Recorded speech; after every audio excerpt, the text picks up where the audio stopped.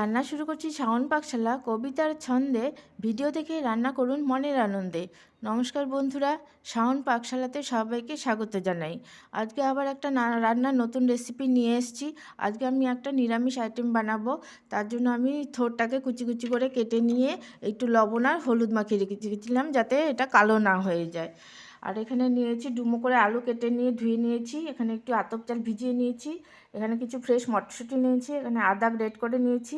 5টা চেরা কাঁচা লঙ্কা নিয়েছি, একটা শুকনো লঙ্কা নিয়েছি। এখন আমি রান্নাটা করে নেব। আমি কড়াইতে সর্ষের তেল বসিয়ে দিয়েছি। তেলটা গরম হয়ে গেছে। এখন আমি ওই তেলের মধ্যে আলুগুলো একটু ভেজে নেব।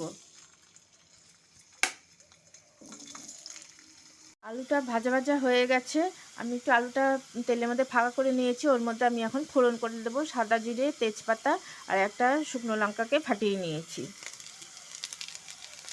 ফোড়ন থেকে সুন্দর গন্ধ বেরোতে শুরু করেছে। এখন আমি এর মধ্যে দিয়ে দেবো ধুয়ে রাখা আতপ চাল। দিয়ে দিচ্ছি চেরা কাঁচা লঙ্কা, দিয়ে দিচ্ছি গ্রেট করে রাখা আদা,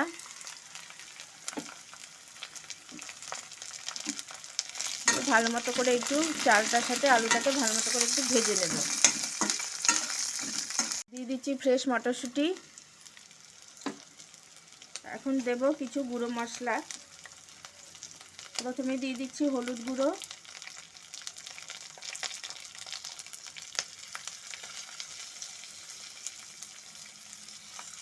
দিয়ে দিচ্ছি ড্রাই রোস্ট করে নিয়ে গুঁড়ো করে নিয়েছিলাম ধনে আর জিরেটা, ওই গুঁড়োটা 1 চামচ দিয়ে দিচ্ছি।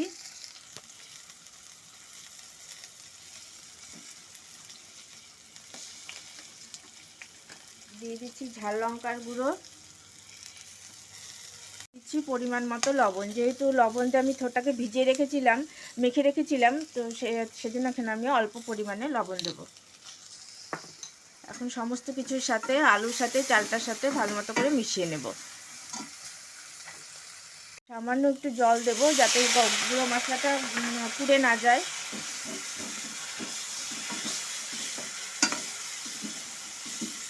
আঁচটাকে মিডিয়ামে দিয়ে ভালো মতো করে কষে নেব। দিয়ে দিচ্ছি থোরটা। এখন থোরটার সাথে সমস্ত মশলা আলু ভালো মতো করে মিশিয়ে নেব। এটা খেতে অসাধারণ লাগে। নিরামিষ দিনে এটা আপনারা অনায়াসে এটা বানিয়ে খেতে পারেন।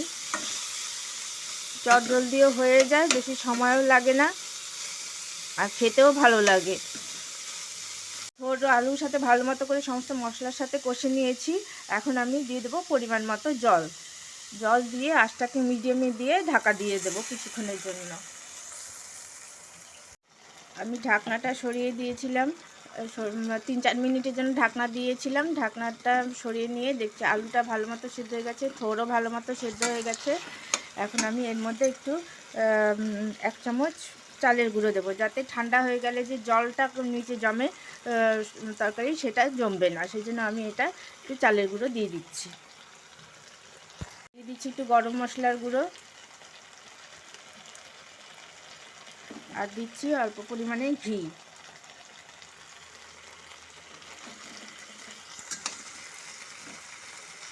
কিছুর সাথে ঠোঁটটাকে ভালো মতো করে মিশিয়ে নিয়েছি। আমার রান্নাটা কমপ্লিট। এটা খেতে অসাধারণ লাগে। আপনারা নিরামিষ দিনে বা পুজোর দিনে এটা রান্না করে অনায়াসে রুটি বা ভাত সাথে খেতেই পারেন। এখন আমি গ্যাসটা অফ করে দেব, দিয়ে আমি সার্ভ করে দেব। এটা খেয়ে ভালো লাগলে আমার চ্যানেলটিকে সাবস্ক্রাইব করবেন, লাইক করবেন, শেয়ার করবেন এবং কমেন্ট করে আমার পাশে থাকবেন।